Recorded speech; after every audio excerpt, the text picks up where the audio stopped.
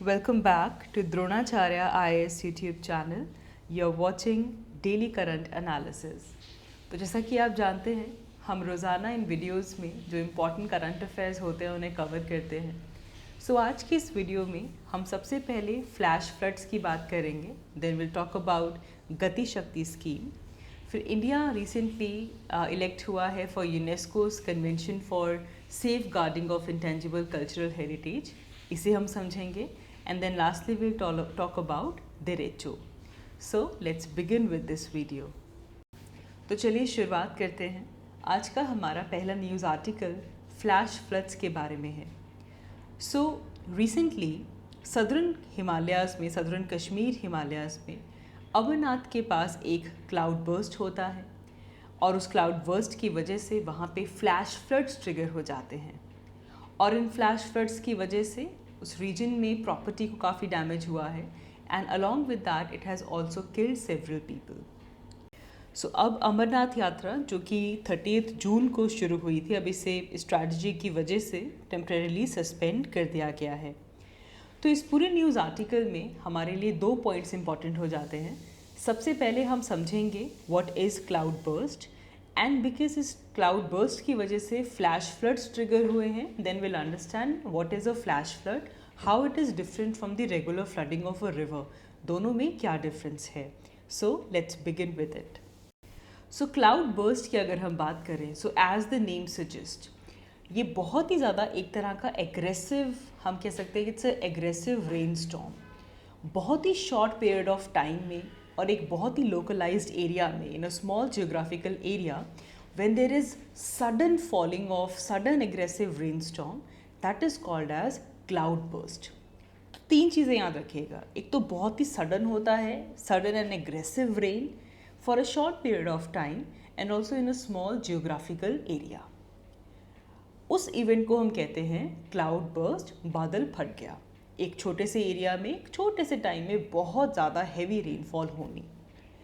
अब जब हम इसकी अकरेंस देखते हैं तो यूजुअली ये जो हाई ऑल्टीट्यूड एरियाज़ होते हैं वहाँ पे सबसे ज़्यादा इंसिडेंसेस क्लाउड बर्स्ट के रहते हैं, क्योंकि जो माउंटेन्स का टॉप पार्ट है वहाँ पे लो प्रेशर एरिया बन जाता है. अब आप ज्योग्राफी में समझते हैं, आप ये पढ़ते हैं इस चीज़ को. जब भी हम माउंटेन्स की बात करते हैं तो जो टॉप पार्ट होता है माउंटेन का, वो ज़्यादा इंसोलेशन रिसीव करता है as compare to the valley area, and therefore mountain top का टेम्परेचर इंक्रीज़ हो जाता है. टेम्परेचर इंक्रीज़ होने की वजह से वहाँ पे लो प्रेशर सिस्टम क्रिएट हो जाता है. अब लो प्रेशर एक कन्वर्जेंस का जोन है. यहाँ से लगातार एयर राइज करेगी, एयर राइज करेगी तो यहाँ पे लगातार क्लाउड्स की फॉर्मेशन होती जाएगी. और देयरफॉर इस माउंटेन टॉप के ऊपर जो लो प्रेशर जोन बना है, वहाँ से जो एयर राइज कर रही है वो बहुत ज़्यादा अमाउंट में क्लाउड्स की फॉर्मेशन वहाँ पे हो जाती है. काफ़ी ज़्यादा क्लाउड्स वहाँ पे अट्रैक्ट हो जाते हैं.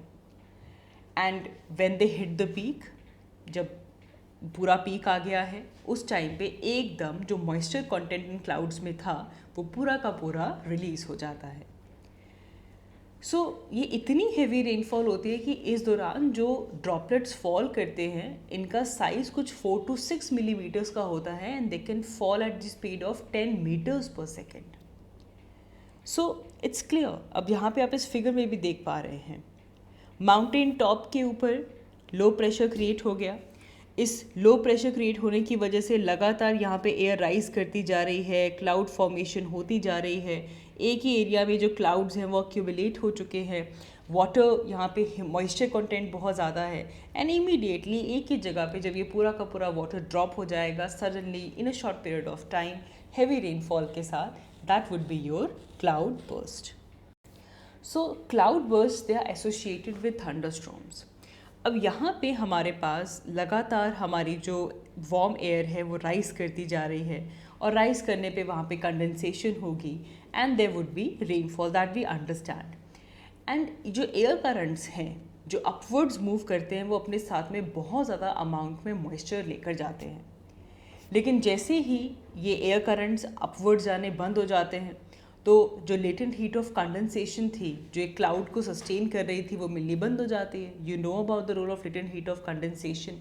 चाहे ट्रॉपिकल साइक्लोन हो, चाहे आपके टॉर्नेडोज हो, इन सब के अंदर साइक्लोन हो, सब में लेटेंट हीट ऑफ कंडेंसेशन का रोल काफ़ी इंपॉर्टेंट है. और कहाँ से आती लेटेंट हीट ऑफ कंडेंसेशन? जब आपकी वार्म एयर राइज करती है. राइज करेगी, जब कंडेंस करेगी, कंडेंसेशन के टाइम पे latent heat of condensation release होगी.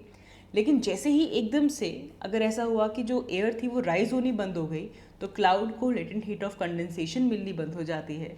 ऐसे केस में अब पूरा का पूरा जो वाटर है एक स्मॉल एरिया के अंदर ही ड्रॉप आउट करना शुरू कर देता है, और बहुत ही कैटास्ट्रॉफिक फोर्स के साथ ऑल ऑफ अ सडन जो रेनफॉल है, काफ़ी हैवी रेनफॉल यहाँ पे होती है, जिसकी वजह से मास डिस्ट्रक्शन भी होती है. सो अगर हम इस पूरी स्टोरी को कट शॉर्ट करें, so what is the primary reason behind this? So the primary reason is increase in temperature.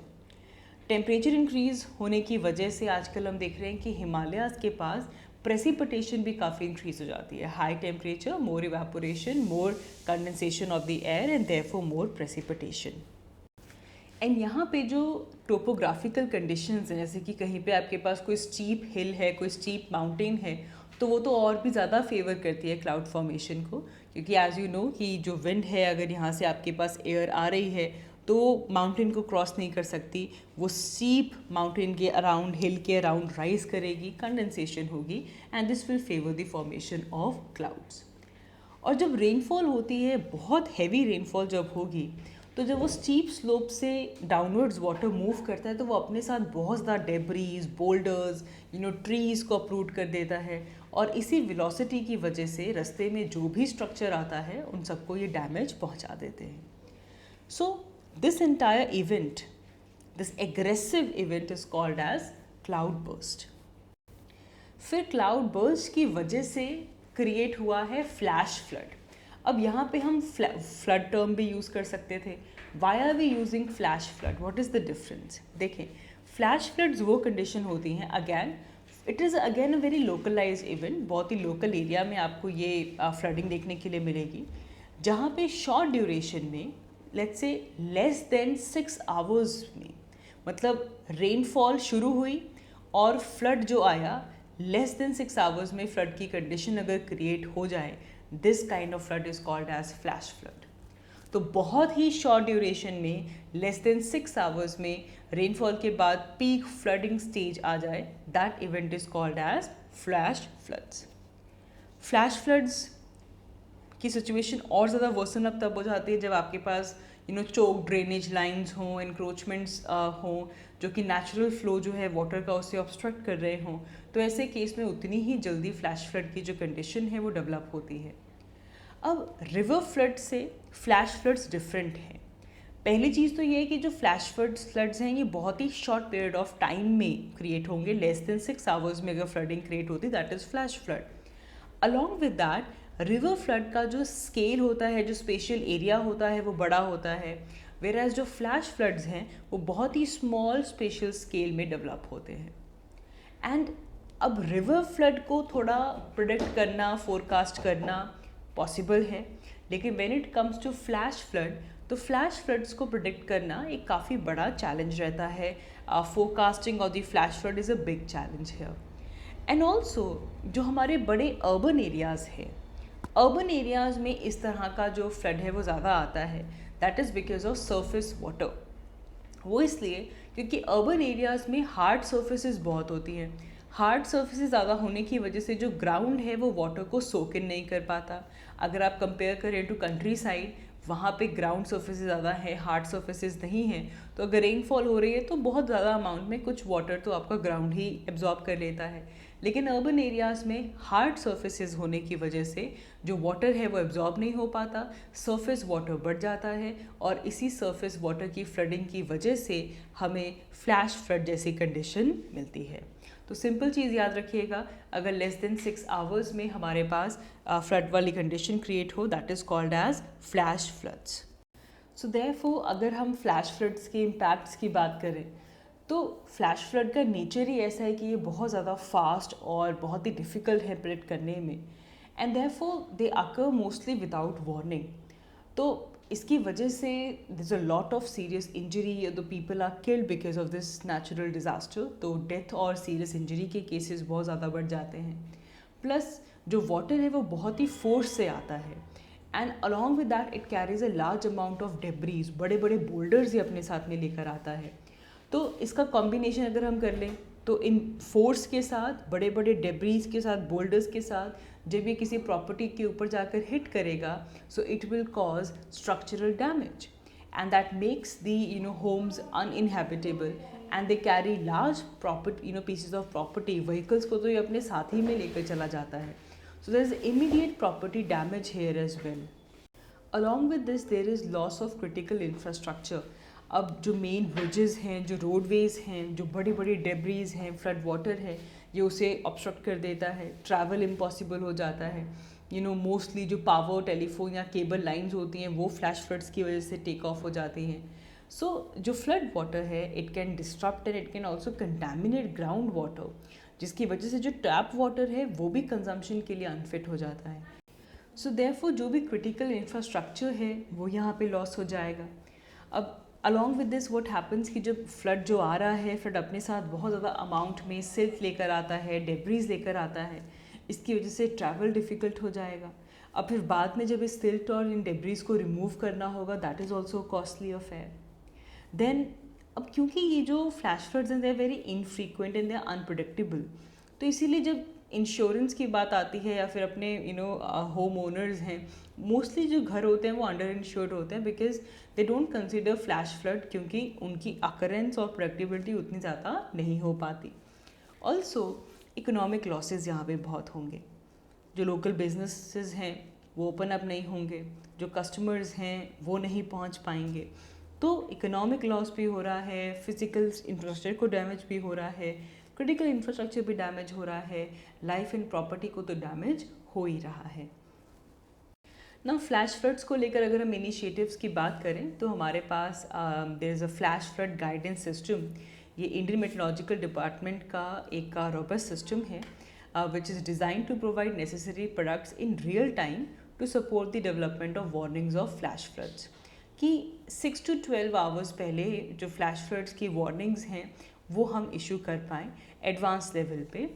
जो मोस्टली साउथ एशियन कंट्रीज़ जो कि फ्लैश फ्लड प्रोन है, जैसे कि इंडिया, नेपाल, भूटान, श्रीलंका एंड बांग्लादेश, इन कंट्रीज़ को IMD department flash flood guidance services के through एक रियल टाइम सपोर्ट देता है in the development of warnings. इसी के साथ साथ we also have South Asian flash flood guidance system. ये भी इंडियन मेट्रोलॉजिकल डिपार्टमेंट ने ही रिलीज़ किया है।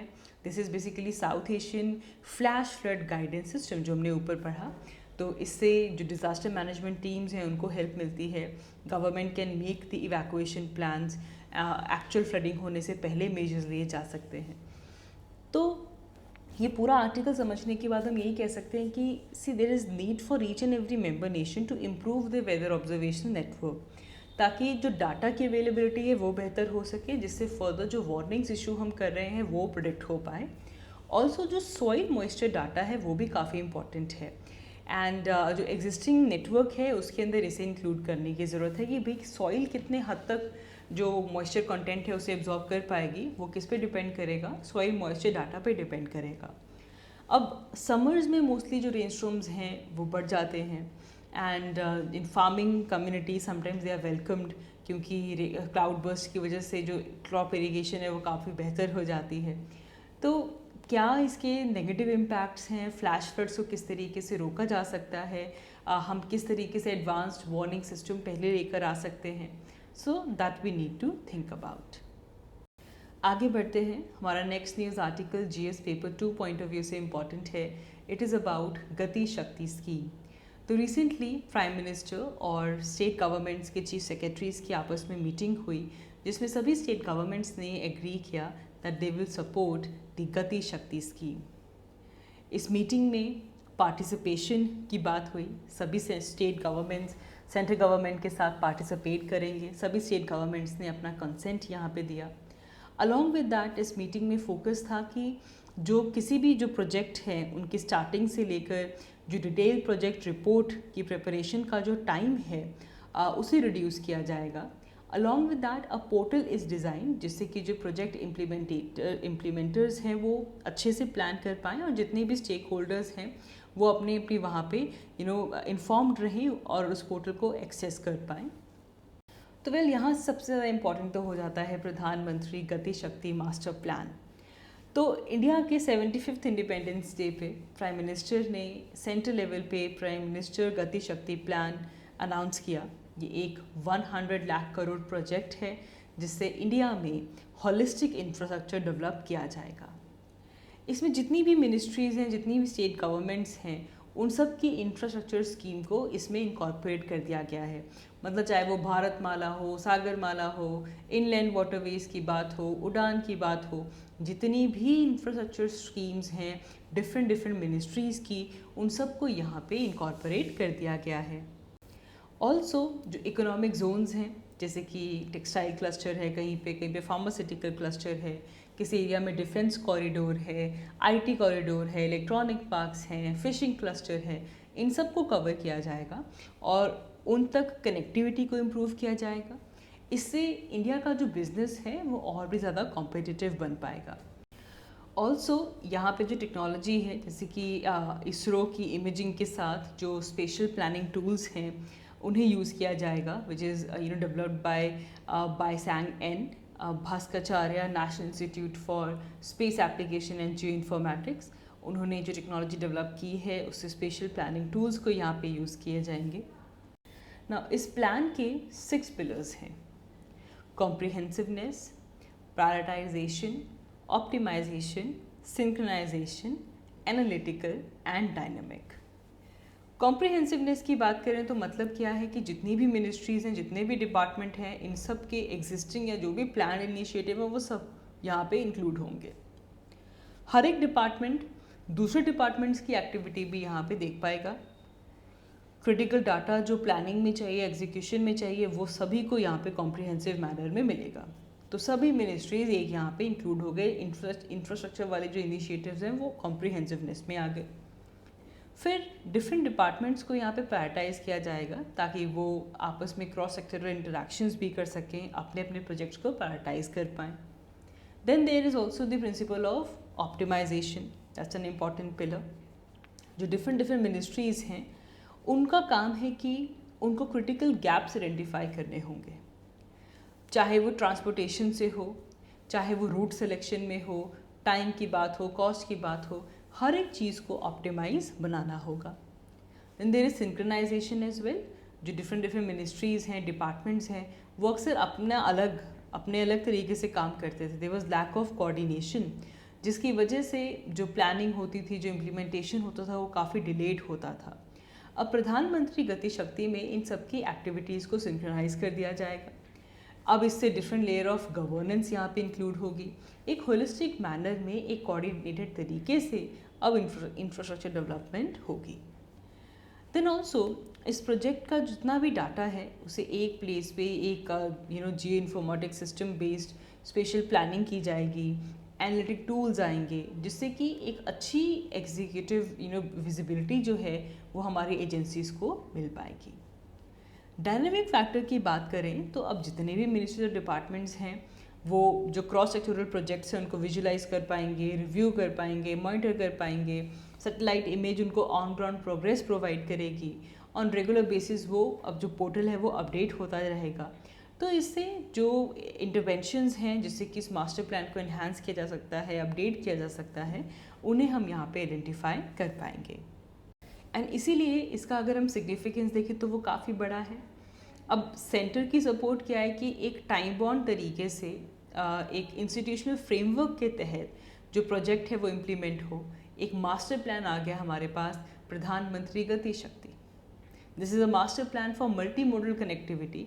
इससे इंडिया का जितना भी ओवरऑल इंफ्रास्ट्रक्चर है उसे यहाँ पे बूस्ट मिलेगा। Then it will also promote ease of living. We can say that this is the endeavor to build next generation infrastructure. इससे ईज ऑफ लिविंग भी इम्प्रूव होगा, ईज ऑफ डूइंग बिजनेस भी improve होगा।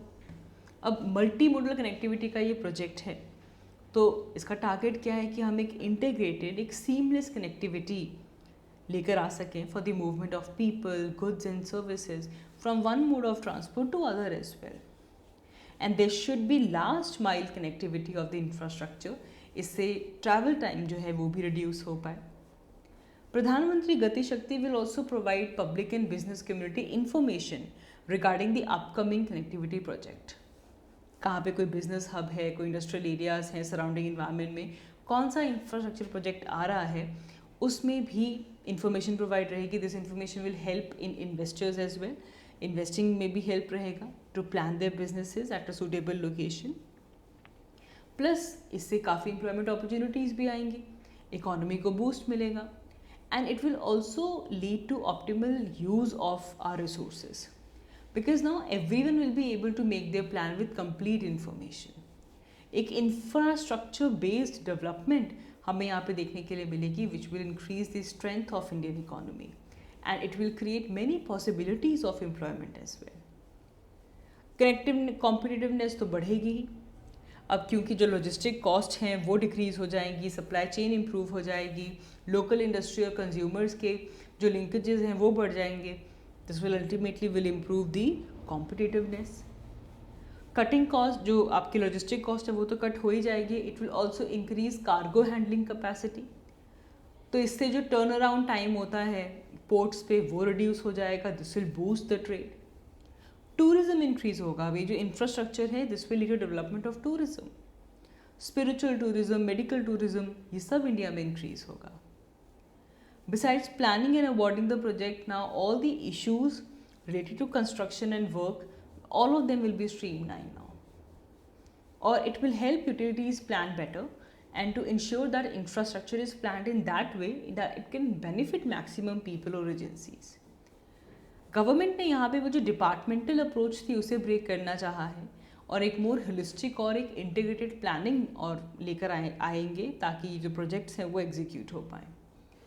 And lastly, definitely, this is a very stepping up stone in terms of public capital expenditure. तो investment भी आएगी, capital expenditure भी बढ़ रहा है, सो इससे एम्प्लॉयमेंट जनरेशन भी हो पाएगी. So what we can say is कि ये जो इंफ्रास्ट्रक्चर डेवलपमेंट है ये काफ़ी इंपॉर्टेंट है, जिससे कि हम हमारा जो $5 ट्रिलियन इकोनॉमी वाला जो एम है इसे हम अचीव कर पाएंगे. We can use the innovative technology and materials in road construction. We can open to adopt guidelines for the use of new material and technology. So it is overall a very very very positive scheme to look forward in the future. आगे बढ़ते हैं. हमारा next news article art and culture point of view से important है. Literature, architecture. It is about UNESCO's convention for safeguarding of the intangible cultural heritage. So why this is in news? So India got selected to the Intergovernmental Committee of the UNESCO 2003 Convention for safeguarding of the intangible cultural heritage. तो India इसका member जो intergovernmental committee है उसमें elect हो चुका है. Now this time India has been elected for 2022 and 2026 cycle जो intergovernmental committee के अंदर इलेक्शंस हुए. And this was done during the 9th general assembly of this convention, जो कि यूनेस्को के हेड क्वार्टर में ही हुआ था in Paris in July 2022. Now जो एशिया पैसिफिक ग्रुप है यहाँ पे वैकेंसीज खाली थी. देयर वर 4 सीट्स एंड तो अब 6 कंट्रीज़ यहाँ पे हैं. India, Bangladesh, Vietnam, Cambodia, Malaysia and Thailand. So they presented their candidature. तो इन 6 कंट्रीज़ ने अपना कैंडिडेचर दिया and against the 4 seats which were vacant. Now India is one of those who has been elected as the member of intergovernmental committee. So UNESCO की convention for safeguarding of intangible cultural heritage की अगर हम बात करें तो जो intergovernmental committee है इसमें 24 मेंबर्स होते हैं and the members are elected according to the principle of equitable geographical representation and rotation. तो जो मेंबर्स हैं वो यहाँ पे 4 ईयर टर्म के लिए इलेक्ट किए जाते हैं from a particular region and rotation चलती रहती है. It promotes the objective of convention. जो बेस्ट प्रैक्टिसेस हैं उनको यहाँ पे उसी गाइडेंस मिलती है. They give recommendations to safeguard the intangible cultural heritage.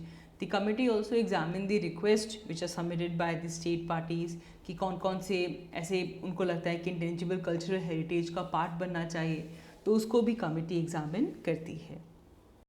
ना इंडिया की इलेक्शन की बात याद रखिएगा, ये पहली बार नहीं है कि इंडिया इंटरगवर्नमेंटल कमेटी का पार्ट बना है, मेंबर बना है। इससे पहले अब ये 2 टर्म्स हो जाएंगी। इससे पहले 2006 एंड 2010 में बन चुका है, देन 2014 एंड 18 में बन चुका है। तो ऑलरेडी 2 जो टर्म्स हैं वो पहले ही इंडिया सर्व कर चुका है, and this is the 3rd term जो कि 2022 से लेकर 2026 तक होगी। तो ये याद रखिएगा, प्रीलिम्स में बच के रहिएगा अगर ये क्वेश्चन आता है। ये पहली बार ऐसा नहीं है, this is the 3rd time that India will serve as the member of the inter governmental committee. India की क्लियर विजन है जिससे कि जो इंटेंजिबल कल्चरल हेरिटेज है उसकी प्रोटेक्शन की जाए, प्रमोशन की जाए, specially for humanity. So India has a clear vision for that. So there are some priority areas जिसके ऊपर इंडिया फोकस करता है। इंडिया का इस कन्वेंशन का फोकस रहता है कि कम्युनिटी पार्टिसिपेशन को इम्प्रूव किया जाए, जो इंटेंजिबल हेरिटेज है उसमें जो इंटरनेशनल कॉपरेशन है उसे स्ट्रेंथन अप किया जाए, and also to promote the academic research on the cultural intangible cultural heritage, and it also assigns work of the convention with UN sustainable development goals as well. इस vision को बाकी सब states के साथ share किया जाता है। India ने इस कन्वेंशन को, ये जो 2003 कन्वेंशन है for safeguarding of intangible cultural heritage, India ने इसे 2005 में रेटिफाई किया था, and India was among one of the earliest partners जिन्होंने इस कन्वेंशन को रेटिफाई किया। And after that India has shown great commitment towards the intangible heritage. एंड अभी तक अगर हम देखें तो इंडिया से जो 14 इंस्क्रिप्शन है they are in the representative list of intangible cultural heritage of humanity. तो in terms of that listing India ranks high. अभी 2021 में दुर्गा पूजा को की इंस्क्रिप्शन हुई है, and now India has also submitted the nomination of garba of Gujarat जो कि 2023 के अंदर डिस्कस होगा। तो लेटेस्ट दुर्गा पूजा इस रिप्रेजेंटेटिव लिस्ट में ऐड हुई है। इसके बाद गरबा ऑफ गुजरात, इसकी नॉमिनेशन इंडिया ने दी है, अभी इसको लेकर डिस्कशन होगी। Moving ahead, our last article is important. It's an important geophysical phenomena, derecho. तो यूएस में एक स्टॉर्म सिस्टम हिट हुआ है which is called as derecho. तो derecho एक वाइड स्प्रेड, लॉन्ग लिव्ड और एक स्ट्रेट लाइन विंड स्ट्रोम है। तो याद रखेंगे इट्स अ विंड स्ट्रोम, काफ़ी बड़े एरिया में है, it's very long lived and it is travelling in a straight line. It also has band of rapidly moving showers and thunderstorm. अभी जो नेम है it comes from Spanish word da derecha which means straight. ये एक straight line स्ट्रोम है, कोई rotation नहीं, जैसे tornado में रोटेशन होती है वैसा कुछ नहीं है। It's a very straight line स्ट्रोम and इसमें थंडर स्ट्रोम इंक्लूड हो रहा है। अब ये जो स्ट्रॉम है काफ़ी बड़े एरिया में है, it's a wide spread, it covers vast area and it's a warm weather phenomena. Usually जो दुरेचो है ये समर टाइम में ज़्यादा आते हैं, मोस्टली जून एंड जुलाई में जो दुरेचो का इंसिडेंसेस हैं वो बढ़ जाते हैं, and but they are very rare as compare to tornadoes and hurricanes. तो किस तरह क्लासीफाई किया जाता है दुरेचो को? कम से कम जो विंड स्पीड है वो एटलीस्ट 93 किलोमीटर पर आवर होनी चाहिए, एंड जो विंड डैमेज स्वाथ्स हैं दे एक्सटेंड मोर देन 400 किलोमीटर, तो एरिया 400 किलोमीटर से ज़्यादा होना चाहिए। जो टाइम गैप आता है between successive wind damage event, it should not be more than 3 hours. तो 2 विंड डैमेज इवेंट्स के बीच में 3 आवर्स से ज़्यादा का गैप अगर नहीं है, 400 किलोमीटर से ज़्यादा एरिया कवर किया गया है, एटलीस्ट 93 किलोमीटर पर आवर की स्पीड है, तो ऐसे केस में इस कंडीशन को देरेचो कहा जाता है। इसे 3 कैटेगरीज में डिवाइड किया जा सकता है। One is progressive derecho. It's a very short line thunderstorm जो कि हंड्रेड्स ऑफ माइल्स तक जाता है। It has a relatively narrow path. Summer में यूजुअली ये फिनोमिना मिल जाता है। Then come serial derecho, they have squall lines, बहुत ही वाइड है, लॉन्ग है, काफ़ी बड़े एरिया को ये कवर करता है, एंड ये मोस्टली स्प्रिंग एंड फॉल के टाइम पे पाया जाता है। Then there is this hybrid also जो कि अगैन प्रोग्रेसिव भी होता है and it has serial features as well. Occurrence ज़्यादातर यूएस का जो सेंट्रल और ईस्टर्न पार्ट है वहाँ पे देखने के लिए मिलता है। कुछ और एरियाज से भी देरेचो के इंसिडेंसेस आए हैं, mostly Germany, Finland, recently Bulgaria और पोलैंड से भी देरेचो का इंसिडेंट जो है वो रिकॉर्ड किया गया है। हमें ये पता होना चाहिए कि देरेचो क्या है। Derecho means straight line. It's a wide spread long lived straight line wind storm. That is what you need to know about derecho. So that is all for this video. आज की इस video के लिए इतना ही। Thank you so much for watching. If you like this video, please do like and comment. I will see you all in my next video. Thank you.